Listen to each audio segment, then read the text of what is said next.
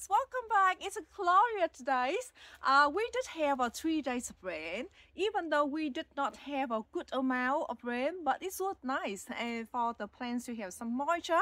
Normally the roses in my garden bed, I never water them during the winter, but the potted rose, I do need to water them time to time because I don't want them to dry out. So which is nice, so they got some water and then I won't have to water them for a while. Yes, in this video today, I'm going to show you how to sow rose from the rose seeds. So last year, I did have the rose seeds or rose hip, and I sow or I plant them at this time of the year actually, and I let them to go through the cold winter and moist and wet. I keep them keep the container moist because I didn't want them to dry out, and then they go through the cold in the winter and early spring they sprout, and I got some plants I will show you. But I want to sow some other different variety. So this one I inherited the hips from my neighbors, and because he said that I can come to get the cutting or whatever that I like. And then yeah, so I have it. The rose hip here, you can see when the hips ripened, they turn to a deep orange color or reddish color like this. You can see like this, and I have quite a few of them because last year I got very good success. Yeah, I never tried it before, but it's real fun and very rewarding. You can, get your rose hip germinate quicker. Example. Now, if you have the rose hip now, you tear on the skin out. Tear on the skin out, and you got the seed in there, and then you put them in the vermiculite or perlite. You have to moisten the vermiculite or perlite, and then you keep the seed with well lidded in the fridge to go through the period of stratification around 2 or 3 months. You have to check them regularly though, because if they rooting out or germinate, and then if you don't take the seeds out, then they will die because in the fridge there's no light and it's just dark in there, and they will die. So I prefer my lazy way that I have the seeds now or the hips now, and I plant them in the seeding trays or some kind of container. I leave them outside through the winter, keep the seeds moist or the container moist, and then they will germinate in spring. So yeah, so that's my my way how I sow the rose seed. Okay, this is one color of my fungi. Actually, I got one rose bush over here. This one, the Endeavour David Austin rose. I got some hips over here. This one looking good. Look at that. Yeah. This one, somehow I feel a little bit soft though. I don't know what's going on with this one. I feel a little bit soft. I might try it to see what happened. Example, this one, maybe I wait in few more days. When this one, they really truly, turn to the deep orange color. I think maybe this I wait in few more days. But I can have it some of my other neighbors' seeds over here, because he said I can come to get some.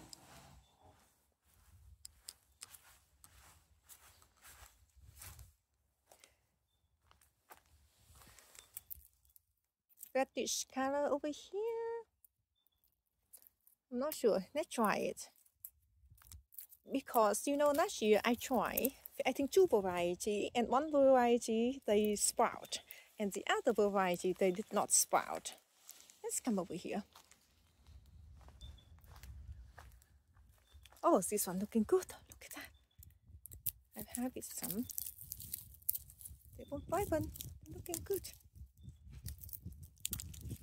Okay, I think I have enough.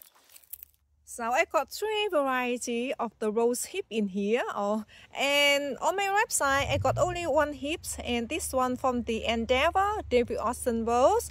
One of the side of the hips were a little bit cushy or soft. I tried to open, but I could see them. I got the seed in there at least, and so I will try to sew this to see how it's go.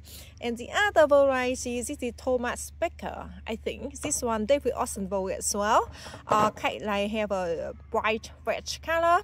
And the other one, another David Austin Rose. This one Bathisia or something like that. They got like creamy yellow color. Let me to get a knife. Maybe I brought our knife here and a little hammer, cooking hammer, because you know I don't want the shell of the hips damage my nails, because normally my nails is very delicate, very soft. So let's get it done first. So I got few seeds in here. See the Endeavour. Oh, quite few. Oh, that is nice. Let's try it. I might have to find something to put the seed in. Quite a few seeds in here. How you can see, I just put them here.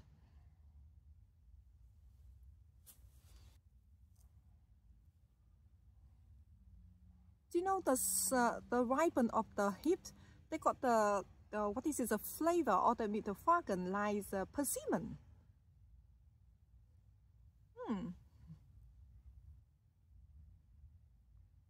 So some seeds they are bigger than the other. Hopefully some of those they will germinate. Okay, so that's one for the Endeavour. Let me get the Thomas Becker. This one hard though.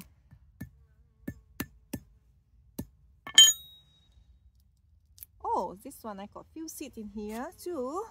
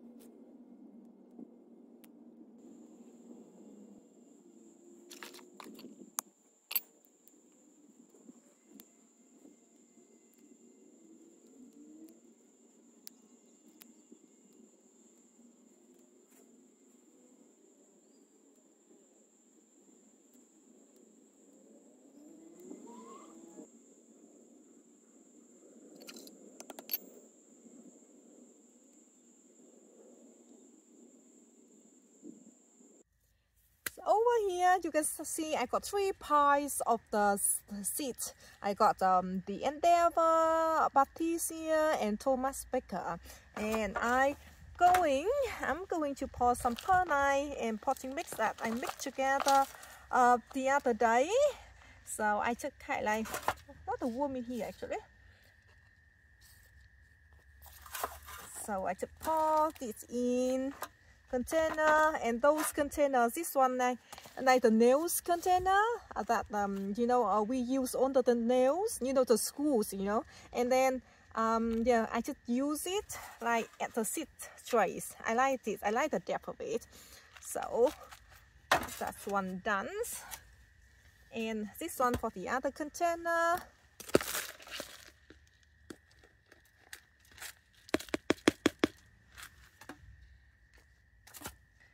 I think I need to mix some more perlite and potting mix together. Hang on.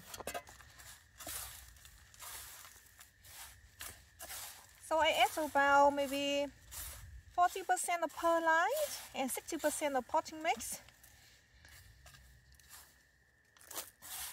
So during the winter, you won't need to worry much about them, unless you have to keep them moist, but not over wet. Because if too wet, and then the seed will get rotten. And place them in a sunny area. It's nice so. And then I think the endeavor seeds over here, I need to, maybe I just use it little container. I might do that.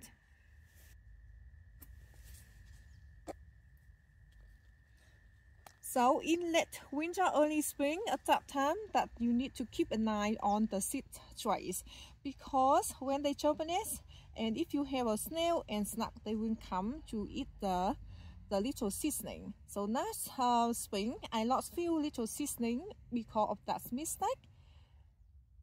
All right, so you can see that, and I just lightly to cover it, maybe just around 1 centimeter of the dough mix on the top of the seeds, and I just gently time it in. So just kind of like leave the seed to have contact with the medium or the soil. Okay, one done, and I will have to remember to label in. You know the advantage when I'm doing YouTube video, because whenever if I don't remember the variety or the type of the seed or plant, because when I do a video I often mention, but I can go back to watch those video. All right, and the next one, this one, Bartesia. How about that?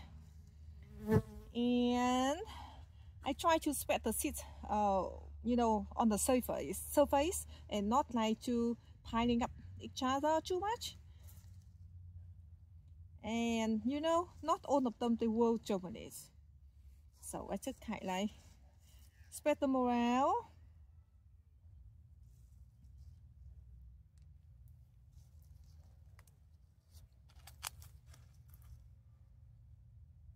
That's,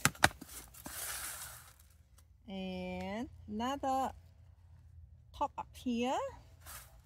So I just top maybe around 1 centimeter on the top, and gently time it down.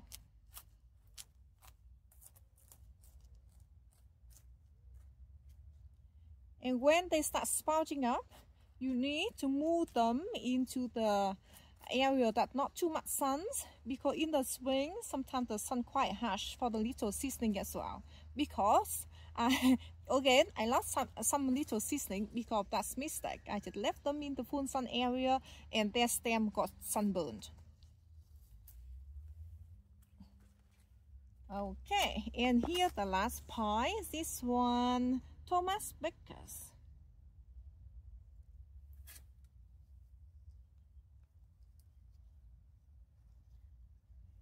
And here they are. Hopefully, some of them they will germinate. That could be wonderful. I'm looking forward to show you, give you the update in the spring though. Finger of course.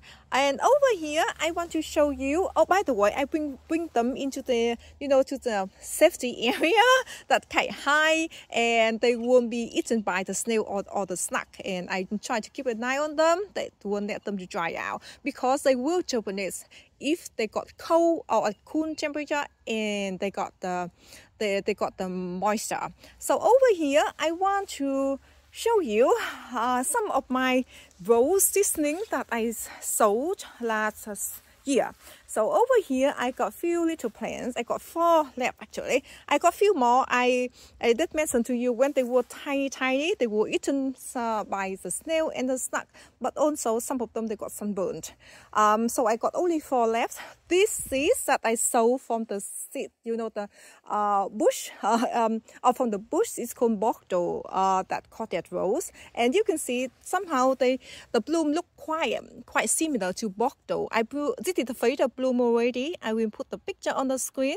I think about 2 weeks ago I took that picture because I noticed that I won't have a time to film that, you know, this video until now. So I just thought that could be good idea to take the picture and then show you, you know, put on the screen so you can see. So it's somehow the color of the bloom have quite similar to Bordeaux.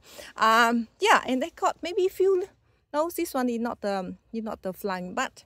No, not a flying bat. So far this plant I got two flash of this year. One I think in the early summer, something like that, and one just I don't know, maybe 3 weeks ago, and this one still hanging on. I amazed about the time that it bloom, just still hanging on the bush for quite a long time. Okay, I still have a few little plants over here. Oh, this is a flying bat. Oh yeah, this is tiny though. I'm not sure it's gonna grow anything or not. Yeah, and I got quite a few aphids here, but I won't treat them. And I got 2 little stems here actually.